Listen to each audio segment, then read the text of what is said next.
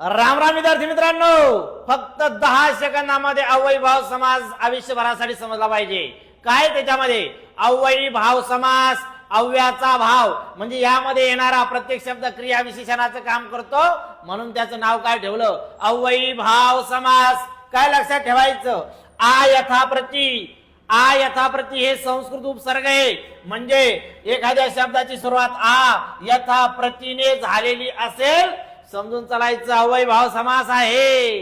पुढचं लक्षात ठेवा, काय फारसी उपसर्ग कोणते आहेत, हर बरदर बिन बेला गेरवे, हर बरदर बिन बेला गेरवे, पाठ करून टाका, हर बरदर बिन बेला गेरवे हे फारसी उपसर्ग लागून तयार झालेला शब्द अव्ययीभाव समासाचं उदाहरण असतो।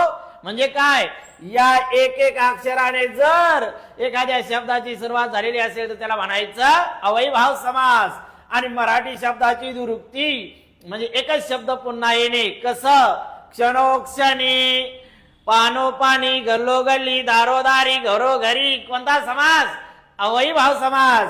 गैरहजर, आमरण, कोणता समास, अव्ययीभाव समास। अशीच नवनवीन माहिती हवी असेल तर आपल्या व्हिडिओला लाईक करा, शेअर करा, फॉलो करा। जय हिंद, जय भारत, जय महाराष्ट्र।